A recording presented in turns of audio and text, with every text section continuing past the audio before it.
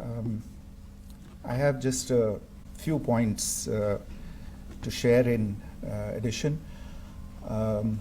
कल रात की पाकिस्तानी सेना की कायरतापूर्ण गतिविधियों से आपको कर्नल कुरैशी और विंग कमांडर सिंह ने पहले ही अवगत करा दिया गया है. These provocative and escalatory actions that were taken by Pakistan last night were targeted at Indian cities and civilian infrastructure, in addition to some military targets. The Indian armed forces responded proportionately, adequately and responsibly. ये जो हमले हुए कल रात को भारतीय सैन्य इकाइयों ने पर्याप्त रूप से और एक जिम्मेदाराना रुख अपनाते हुए इन हरकतों का उत्तर दिया. What I want to underline is that the official and blatantly farcical denial of these attacks that Pakistan carried out by the Pakistani state machinery is yet another example of their duplicity and the new depths that they are plumbing in their quest for disinformation.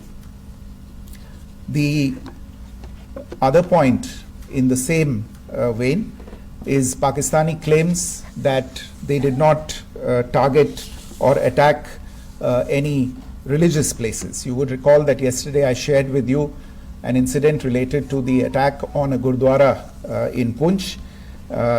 Instead of owning up to these attacks, Pakistan made the preposterous and outrageous claim that it was the Indian armed forces and the Indian Air Force that was targeting cities like Amritsar and trying to put the blame on Pakistan. This is nothing but a desperate attempt by Pakistan to disown its acts of aggression, but it is also true to type in its effort to deceive and mislead the world. It will not succeed. The Gurdwara in Punch in particular was attacked by Pakistan, and some local members of the Sikh community, including a Ragi of the Gurdwara, lost their lives in this incident, as I shared yesterday. TV पर आप इस हमले के चित्र देख सकते हैं. In addition, that we would attack our own cities is the kind of deranged fantasy that only the Pakistani state can come up with. Perhaps they do it because they are well versed in such action, as their history would show. The last point I wanted to make this evening is again this disinformation that is coming from Pakistan about India targeting the Nankana Sahib Gurdwara through a drone attack. This is again yet another blatant lie and part of Pakistan's disinformation campaign. As we saw in the Pahalgam attack, Pakistan is again trying desperately to impart a communal hue to the situation with an intention to create discord. Again, we are not surprised. India's steadfast unity in itself is a challenge to Pakistan. Let me stop there. I have time only for a few questions and be happy to try and answer them. First, I call Siddharth. Siddharth, please. Hi, sir. I'm Siddharth from Beyond. So this way. Siddharth, behind, please. The other Siddhant. Yes. Hi, sir. I'm Siddharth from CNN News 18. Sir, I only want to know from you the status of Kartarpur corridor. Is it open or not? You can. I think you're all aware of the situation along the entire India-Pakistan border and the areas around the line of control. In view of the existing security scenario, the services of the Kartarpur Sahib corridor have been suspended till further directions. We'll update you as and when there is a change in the situation. You have a question here, Rishabh? So, good evening, Kishore from Times Now. So, you spoke about religious places being hit in Jammu. There's another religious place which is Karamayan Nan church that has been hit. What do you have to say about it? If you can explain it. Yeah, actually, we do have some information about this extremely regrettable and condemnable incident during heavy shelling across the line of control in the early morning of 7th May. A shell fired from Pakistan landed just behind the Christ School run by the Carmelites of Mary Immaculate congregation in Puj. Tragically, the shell fired from Pakistan hit the home of 2 students of the Christ School. Both students unfortunately lost their lives and their parents were severely injured. Another Pakistani shell struck a Christian convent of nuns belonging to the congregation of the Mother of Carmel, damaging water tanks and destroying solar panel infrastructure. Several priests, nuns, school staff, and local residents took refuge in an underground hall beneath the Christ School during the shelling by Pakistan. The school happened to be closed at the time, fortunately. Otherwise, more losses would have occurred. Again, we have seen the Pakistani side targeting and shelling places of worship with a particular design. This includes gurdwaras, these convents and temples. This is a new low even for Pakistan. Your question here, Brad.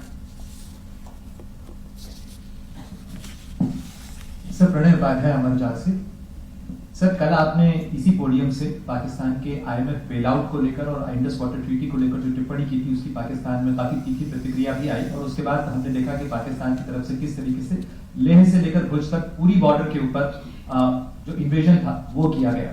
मौजूदा situation के अंदर पाकिस्तान के bailout package को लेकर और पाकिस्तान के attempts को लेकर आपका क्या असेसमेंट है, और दूसरा ये भी जानना चाहेंगे कि पाकिस्तान की तरफ से ये जो अटेम्प्ट किया गया था उसका भारत ने अभी तक उस तरीके का कोई जवाब नहीं दिया गया है, तो क्या भारत इसका जवाब देगा जो कार्रवाई हुई है बीते 24 घंटों में? देखिए प्रणय, जहाँ तक इंडस वाटर्स ट्रीटी का सवाल है, मैंने कल विस्तार से उसके बारे में इसकी चर्चा की है. Indus waters treaty is in abeyance and as such I have nothing further to add to the decision that was announced by the Cabinet Committee on Security. जहाँ तक IMF bailout का सवाल है, आपको ज्ञान होगा कि IMF की आज मीटिंग हो रही है. हम वहाँ पे अपना पक्ष रखेंगे और जो हमारा मत है इन चीज़ों को लेके वहाँ पे साझा करेंगे दूसरे मेंबर्स के साथ. ये बोर्ड पे निर्भर है कि वहाँ पे क्या निर्णय होता है. और जहाँ तक जो कार्रवाई हुई है उसका जवाब देने का जो आपने जो प्रश्न उठाया है, जो आज ब्रीफिंग हुई है, जो आपको सूचना मिली है, मैंने भी कहा है कि जो आज सवेरे तड़के सवेरे जो गतिविधियां हुई, भारत ने उनका एक जिम्मेदाराना पूर्ण तरीके से और एक पर्याप्त तरीके से उसका जवाब दे दिया है. Siddhant. Hi sir, Siddhant from Beyond. Sir, the External Affairs Minister has spoken to many of his counterparts around the world. Yesterday he spoke to the US Secretary of State Marco Rubio. So what were the key areas of conversations during that call? Yes, the minister had a conversation with the US Secretary of State. As you can imagine, the focus of discussions was the terrorist attack in Pahalgam and the response that India mounted after that on the 7th of May. The Secretary of State shared his thoughts on these developments with the minister. The minister deeply appreciated the US's commitment to work with India in the fight against terrorism, and he also underlined the targeted measures that India had taken in connection with Op Sindoor. The minister also underlined that India would firmly counter any attempts at escalation from there. But in follow-up to that, as you are aware, there have been a number of other conversations The minister had a conversation with the UK Foreign Secretary, David Lammy, today. There too, the discussion centered around countering terrorism, for which there must be zero tolerance. And I understand just a short while ago, the External Affairs Minister has also spoken to the Foreign Minister of Norway, Espen Barth Eide, which was also focused on recent developments stemming from the terrorist act in Pahalgam. One last question, Sudhi. Sir, once again, thank you for doing this. Shri Ranjan from Bloomberg.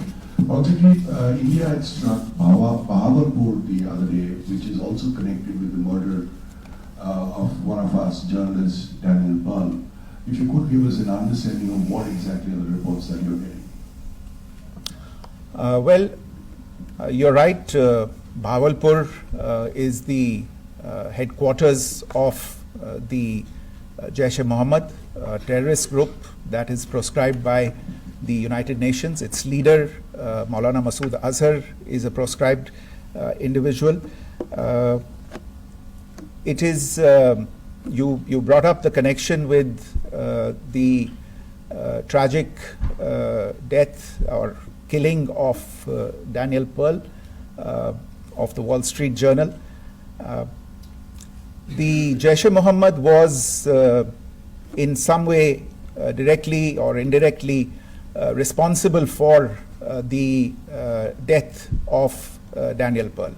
But the real connection is through Ahmed Omar Saeed Sheikh, the British Pakistani jihadi who was held in India but was finally released in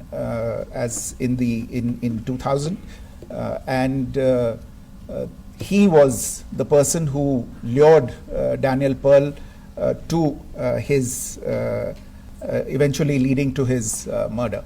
So these are all obviously connected figures, connected individuals, connected institutions, and the attack on Bahawalpur, on that facility of the Jaish-e-Mohammed in Bahawalpur is, I would imagine, a fitting part of this unfortunate incident. Thank you all. Thank you, sir.